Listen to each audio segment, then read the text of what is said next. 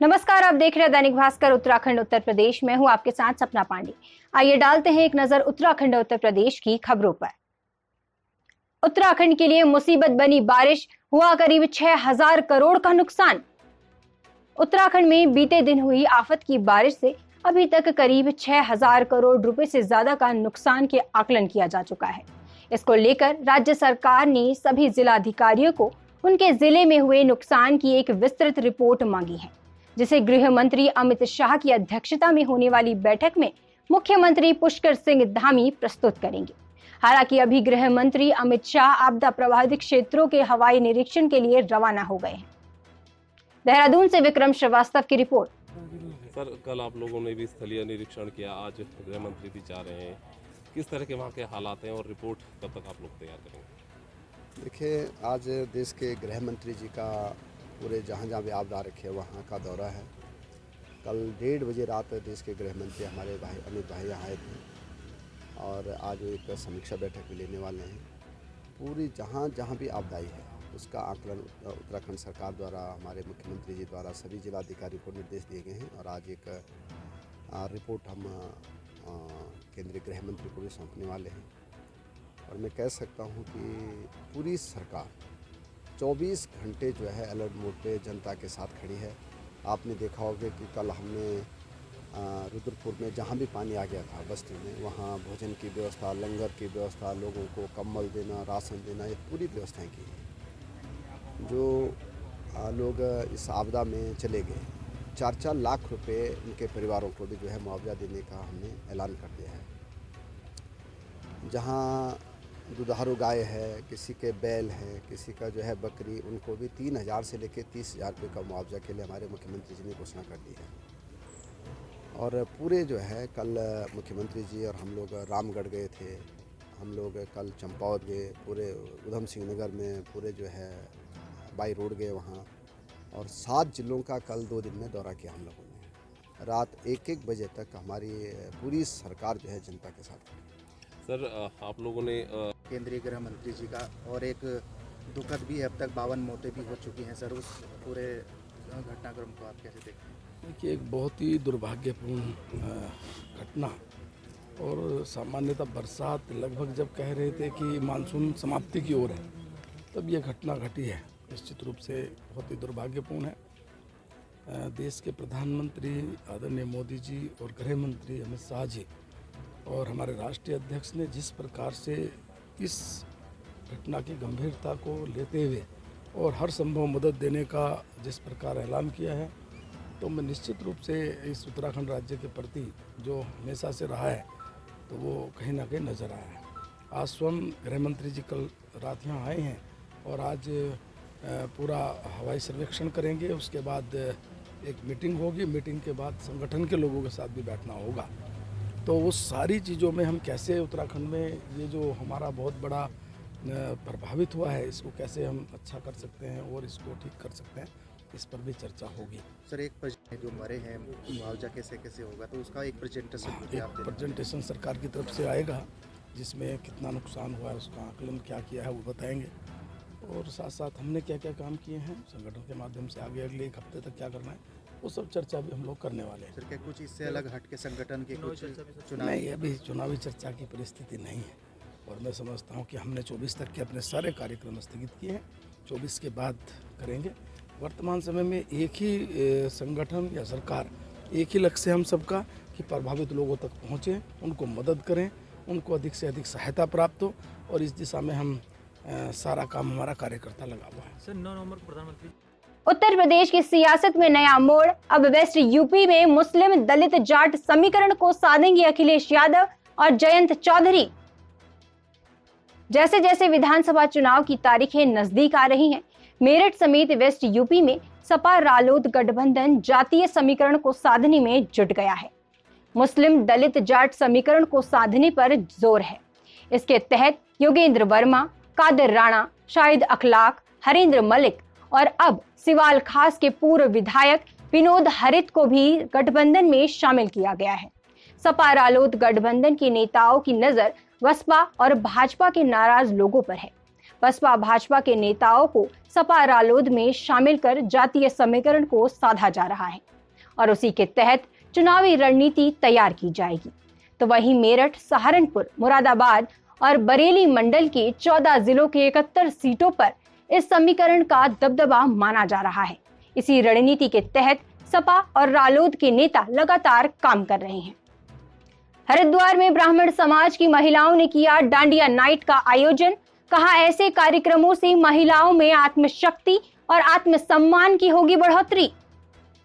धर्मनगरी हरिद्वार में ब्राह्मण समाज की महिलाओं ने आज वैभव ग्रैंड होटल में डांडिया नाइट का आयोजन किया, जिसमें हरिद्वार की तमाम महिलाओं ने भाग लिया और विभिन्न प्रकार के सांस्कृतिक कार्यक्रम किए।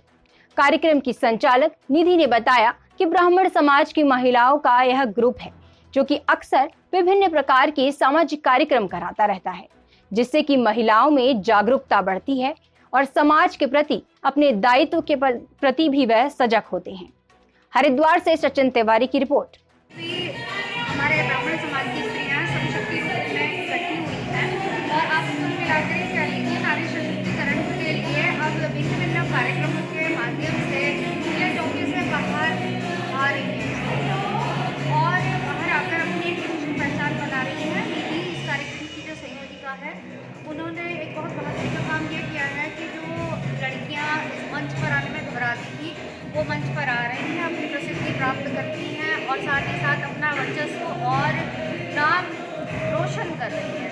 साथ ही साथ मैं देख रही थी यहाँ पर गरबा तो क्योंकि 14 के बाद में समाप्त हो जाता है, लेकिन कुल मिलाकर मैं जैसा यहाँ पर बैठकर महसूस कर रही हूँ, गरबा के माध्यम से, डांडिया के माध्यम से समायोजन की कला को यहाँ की स्त्रियाँ सिद्ध कर रही हैं और कुल मिलाकर ये मेल जोल हारमोनी का एक छोटा सा फेस्टिवल है। वैसे तो श्री मास पूरा का पूरा ही त्योहारों का है, जिसमें स्त्रियाँ भाइयों के लिए भाई दूज भी मनाएंगी, दीपावली पर अपने ग्रह की सज्जा में लक्ष्मी स्वरूपा रूप में नजर आएंगी। कुल मिलाकर कह लीजिए कि स्त्रियों को बाहर खुलकर अभिव्यक्ति का एक मौका और एक अवसर है यह कार्यक्रम। बात ये है कि हम लोग क्या इंसानों के लिए हर कोई आगे आता है। अगर हम रोड पे एक एक्सीडेंट देखते हैं किसी इंसान का, तो हम सब लोग उसके पास जाते हैं। बट क्या होता है ना, जैसे गाय है या कुत्ता वगैरह है, जब इनका एक्सीडेंट होता है, जानवर का एक्सीडेंट होता है या उसको कोई चोट लगती है, तो हार्डली कोई आगे आता है। उनको ये लगता है कि अरे कोई नहीं, कुत्ता ही तो, वैसे भी कितने कुत्ते घूम रहे हैं, एक मर जाएगा तो कोई प्रॉब्लम नहीं है। बट वो सेम बात फिर इंसानों के लिए भी लागू है। अगर हम उस सेंसिटिविटी से देखें तो हर एक इंसान को भी वही फील होता है जो एक जानवर को फील होता है। उसकी भी वही फैमिली है, वो भी खाने के लिए ही भाग दौड़ करता है, राइट। तो मेरे लिए यही है कि हर एक इंसान को हर एक जानवर के लिए, बिकॉज जानवर इतना कुछ नहीं कर सकता अभी के टाइम पे, बिकॉज वो कंस्ट्रिक्टेड है। तो आई गेस इंसान होने के नाते और इंसानियत के नाते हमें हर एक जीव की हेल्प करनी होती है। HSI इंडिया में काम करती हूँ, जो कि इंटरनेशनल NGO है जो एनिमल्स के लिए काम करता है। बट जो मैं एनिमल्स का रेस्क्यू करती हूँ और जो ट्रीटमेंट करती हूँ, वो मैं इंडिविजुअल लेवल पे करती हूँ जी, क्योंकि मेरा बचपन से ही मन है। मेरे दादाजी जानवरों से बहुत प्यार करते थे, मेरी मदर जानवरों से बहुत प्यार करती हैं। वो इवन जो स्ट्रे डॉग्स हैं उनको फीड करती हैं दिन में 2-3 बार। तो कहीं ना कहीं वो जीन्स भी है मेरे अंदर, जो वो चीज़ आई है। उसके साथ साथ जब मैंने देखा कि हाँ, इन लोगों का बहुत कम लोग करने वाले हैं और इनको भी सपोर्ट करना चाहिए, तो उसका चोट है, कुछ साफ़ सफाई करनी है चोट पे या दवाई लगानी है, तो मैं खुद कर लेती हूँ। बट रही बात इंजेक्शन की या सर्जरी की, तो हम लोगों को ऑब्वियसली डॉक्टर के पास लेके जाना होगा। एक्चुअली मैंने चंडीगढ़ में थी जब मैं, तो मैंने गाय की भी रेस्क्यू किया है। लाइक गाय का एक्सीडेंट हो गया था, उसको काफ़ी ब्लड आ रहा था, उसके रेस्क्यू में हेल्प किया है, ऑन द स्पॉट ट्रीटमेंट किया है, हमने घोड़े का ट्रीटमेंट किया है, एंड कुत्ते और बिल्ली तो हम लोग करते ही रहते हैं। तो ये संदेश देना चाहूँगी कि कुछ टाइम निकाल के आप एक बार देखिए अपने आसपास कि कहीं ना कहीं किसी ना किसी जानवर को थोड़ी सी तो ज़रूरत होगी, और अगर आप अपने 24 घंटे में से अगर आप 5 मिनट निकाल के भी उसकी हेल्प कर सकते हैं, उसकी जान बचा सकते हैं, तो आई गेस ये सबसे बड़ी इंसानियत होगी। और अगर आप कर्मों में बिलीव करते हैं तो डेफिनेटली ये कर्म ऊपर ऐड हो गई और इसमें सभी कास्ट की लेडीज़ हैं, सब लोग इंजॉय कर सके अपने बिजी शेड्यूल से। और हमने इसमें बच्चों के लिए कैटरिंग, मम्मियों के और बच्चों के लिए रैंप वॉक रखी है। ये कि अपने त्योहारों को अच्छी तरह से सेलिब्रेट कीजिए बस ये। और ये मेरा छोटा सा प्रयास है। मैं 6 मेंबर से शुरू हुई थी, आज 200 मेंबर मेरे ग्रुप में हैं। वो जल्दी से 500 मेंबर हो जाए। वुमेन्स पावर ग्रुप, हाँ जी, और मैं पट्टा समाज से हूँ, बहुत सारी लेडीज़ पट्टा समाज की भी हैं, इसमें सभी कास्ट का वेलकम है, सब लोग इंजॉय करते हैं। निधि शर्मा, सचिन निधि खेड़ेवाली। यूपी में कांग्रेस का एक और महिला कार्ड, प्रियंका का सरकार बनने पर स्कूटी और स्मार्टफोन देने का ऐलान। उत्तर प्रदेश विधानसभा चुनाव में अपनी ताकत दिखाने के पूरा जोर लगा रही है कांग्रेस की महासचिव प्रियंका गांधी ने महिलाओं को 40% टिकट देने के ऐलान के बाद आज एक और बड़ी घोषणा की है। प्रियंका ने कहा है कि यदि प्रदेश में कांग्रेस की सरकार बनी तो इंटर पास लड़कियों को स्मार्टफोन और स्नातक लड़कियों को इलेक्ट्रॉनिक स्कूटी दी जाएगी। तो वहीं सूबे की सत्ता पर काबिज योगी सरकार ने जहां उच्च शिक्षा हासिल कर रहे छात्रों को निःशुल्क स्मार्टफोन और टैबलेट मुहैया कराने का वादा किया है, तो वहीं प्रदेश के युवाओं के तकनीकी सशक्तिकरण के लिए यूपी कैबिनेट ने निःशुल्क स्मार्टफोन और टैबलेट योजना के प्रस्ताव को मंजूरी भी दे दी है। बुलेटिन में आज के लिए बस इतना ही। जाने से पहले एक संदेश, कोरोना संक्रमण अभी खत्म नहीं हुआ है, तो इससे बचे रहने के लिए समय पर वैक्सीन लगवाएं, मास्क पहनें और सामाजिक दूरी का ध्यान रखें और देखते रहिए दैनिक भास्कर उत्तराखंड उत्तर प्रदेश।